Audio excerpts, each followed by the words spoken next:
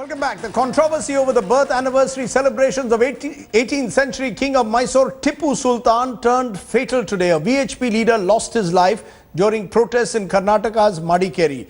A massive war of words has now erupted, with the Congress accusing the BJP and fringe elements of trying to communalize the celebrations. The VHP and right-wing groups saying that the government of Karnataka is glorifying a king who persecuted Hindus and Christians.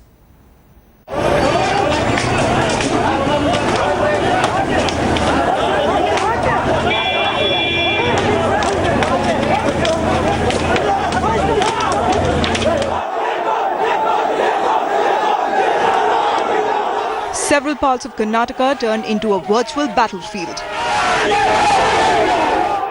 This over the state government's decision to celebrate the birth anniversary of Tipu Sultan. While protests were witnessed in Bengaluru and Gulbarga as well, the police cracked down on unruly protesters of VHP and other right-wing groups in Madikere took a violent turn, resulting in the death of a VHP's organizing secretary. The death of Kuttappa may have taken place under peculiar circumstances, but this incident has definitely given a handle to activists from both ends of the spectrum to make political capital out of it. But it also shows the kind of respect as well as hatred towards the man who fought the British.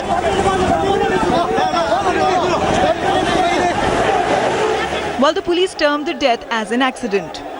Families who were staying in the quarters, they saw somebody's body there. So they informed and shifted to hospital, and there it was found to be brought dead. How is the situation right now? Right now, situation is absolutely peaceful. A huge war of words erupted after the incident. While the BJP asked its MLAs to boycott the celebrations, stating the king was a religious bigot, the RSS had said it will support all protests against the event. Describing Tipu Sultan as anti-Kannada, BJP had directed its legislators not to attend the event related to the birth anniversary of Tipu Sultan. The Congress government in the state though was intent on celebrating Tipu Sultan's birth anniversary, and they went ahead with their plans. While politics rages over the fatal protests, questions are now being raised over the place that Tipu Sultan holds India's history. Will partisan politics and fringe action hijack the big debate? With Rohini Swami and Pratibha Raman in Bengaluru, India today. So what really is the Tipu controversy about? What should be the approach of the state in a controversy like this? Who better to tell us that than the country's preeminent historian and a proud Bengalurian? Joining me now, Dr. Ramchandra Guha. Appreciate your joining us, Dr. Guha. How do you see the Tipu controversy? Do you think the Karnataka government should have gone ahead in the first place to commemorate a Tipu Jayanti?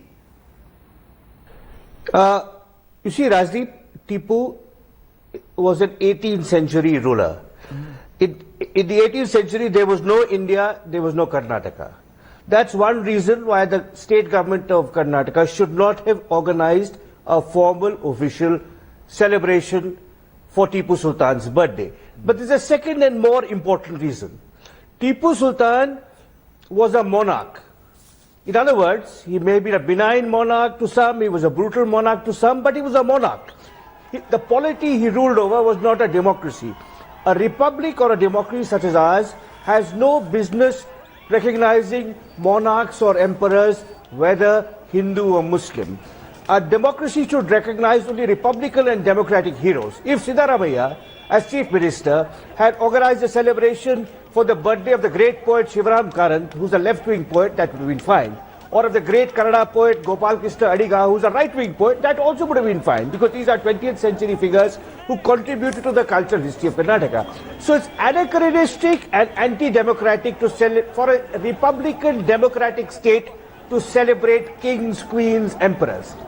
That's a very interesting way that you're putting it, that a republican state must not celebrate monarchs from the past. Now, the Karnataka government says it's following the example set by the Maharashtra government, for example, where they celebrate Shivaji Jayanti. Or they could argue that if Maharashtra celebrates Shivaji, why can't we celebrate Tipu? Rajdeep, there's a difference between individuals and the state.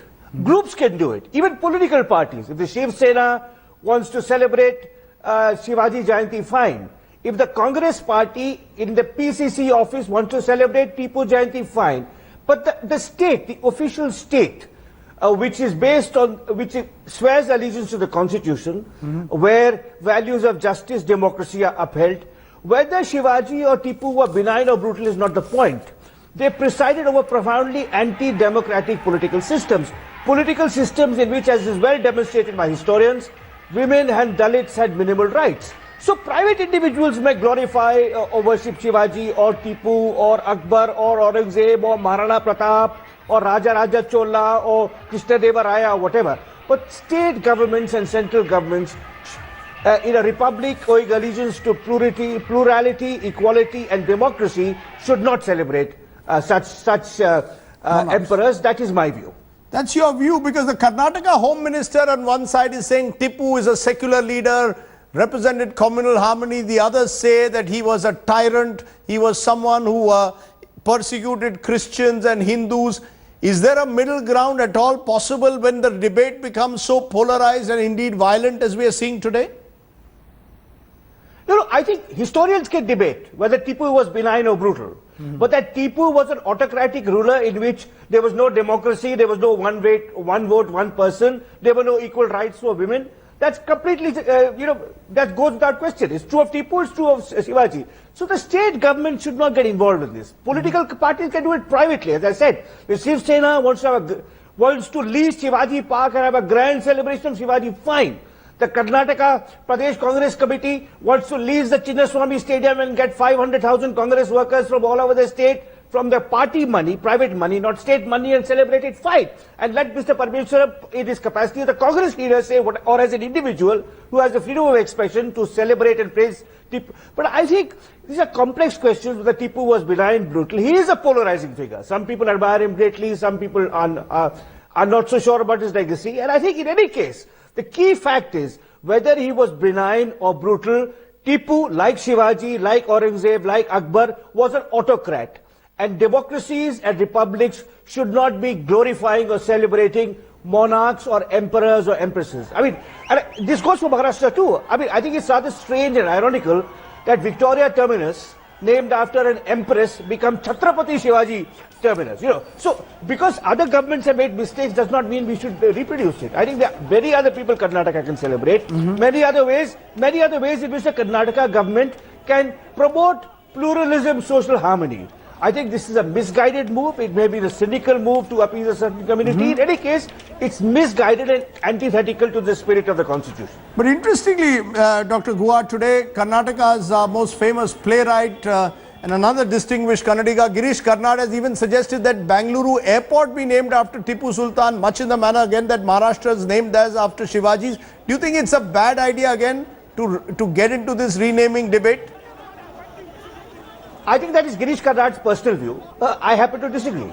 I think it would be much greater to name the Bangalore airport after Shivaram Karanth, who was a poet, an environmentalist, a social reformer, who contributed enormously to the modern state of Karnataka. But that's Girish Karnad's private view. If Girish Karnad is entirely entitled to what he feels about Tipu Sultan. Some other writer, for example, Bhairappa, who's a well-known Kannada writer, probably thinks very differently of Tipu Sultan. Individuals are completely free to assess, appreciate, criticize monarchs of the past. But as I said, the critical principle is we are a republic, we are a democracy. We turned our back on autocracy, monarchy. That's why we don't have princely states anymore. Right. I mean, because Nehru and Gandhi and Tagore and Ambedkar and the leaders of the freedom struggle knew that there's a profound moral difference between an autocracy, a monarchy on the one side, and a republic and a democracy on the other side. That's why we abolished the Nizam and the Maharaja of Patiala and the Maharaja of Bikaner and the Nawab of Bhopal. A democracy has, the political culture of a democracy has no space to celebrate monarchs and autocrats. Private individuals may celebrate them. Right, I take your point. Now, we are living in an age, though, Dr. Guha, where prominent politicians like Ambedkar, Nehru, we are celebrating their sesquicentennials this year. Do you think it is the consequence, in a sense, of vote bank politics? Then whether it is an Ambedkar or maybe even in Karnataka, somebody believes there is a vote bank that is to be had by celebrating Tipu Sultan. It is. It is, but if they want a Muslim leader to celebrate, they can celebrate Maulana Azad, who was a great freedom fighter, who spent 20 years fighting against the British Empire, who was an important education minister in Nehru's cabinet. So I think there's a difference between Republican heroes and autocratic or monarchical heroes. You know, Ambedkar, Nehru, Patel, even Savarkar, who was in many ways, whatever his views have been, was a great patriot and freedom fighter, opposed the British Empire. So I think a republic and a democracy cannot be celebrating autocrats and monarchs, certainly not the state. Individuals can. Even political parties can. The Shiv Sena can name itself after Shivaji, but it should not use the resources of the state. It should not use the legitimacy of a democratic government to push the glorification of autocrats who did not believe in democracy, who did not believe in liberty, who did not believe in gender equality, who did not believe in caste equality. Because that's what distinguishes a monarchy from a democracy is in a monarchy, individuals had no rights, and in Indian monarchies, Dalits and women were oppressed and discriminated against. We have to recognize this. And, the state, the government should not be in the business of celebrating these people. Individuals may, organizations may, they can be in Srirangapatna or in Mysore, there can be a Tipu Sultan society which organizes plays and debates and writes books about the glories of Tipu Sultan, all fine. But it was profoundly misjudged and mistaken of the Karnataka government to make this an official celebration. Let me then ask you, what you're saying is effectively today, what Ram Gua seems to be echoing what the VHP might be saying, because a VHP activist was killed today, and the VHP has precisely been saying that when they've been protesting, saying Tipu Sultan should not have a special day come on, there should not be a Tipu Jayanti. No, I'm not endorsing what the VHP is saying, because the VHP will do exactly the same for some Hindu ruler. They will say, we want a Rana Pratap Jayanti, and the Rajasthan government must do it. Or they'll find some, they will find the first Wadiyar ruler who was a Hindu, or some Hindu ruler who fought against Tipu Sultan. They also I'm not endorsing what the VHP is saying, because the VHP is known to glorify autocrats too, and monarchs too.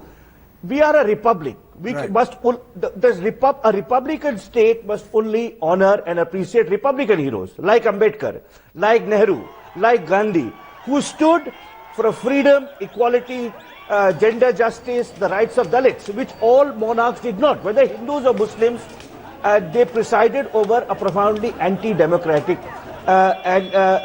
regime. So I think I'm not at all endorsing the VHP position, but I'm just saying in this case the Karnataka government was misguided. It was foolish. What the reasons for it, only they know. But if Mr. Parameshwarappa or Mr. Siddaramaiah thinks that Tipu Sultan was a great leader, a secular leader, let them express that in their private capacity or at best in their party capacity as congressmen. They should not lend the legitimacy of the state government sworn by the values of the constitution to glorify an autocrat whose political system was anything but democratic. I think you've made very strong points there. I hope someone in the Karnataka government is listening to you, Dr. Gua. Very wise and very strong points made there by the country's preeminent historian, Dr. Ramachandra Gua. I appreciate your joining us. Nisagama manipamaga nipamaga sanipamani sapasa. जहाँ तक याद आती रहेगी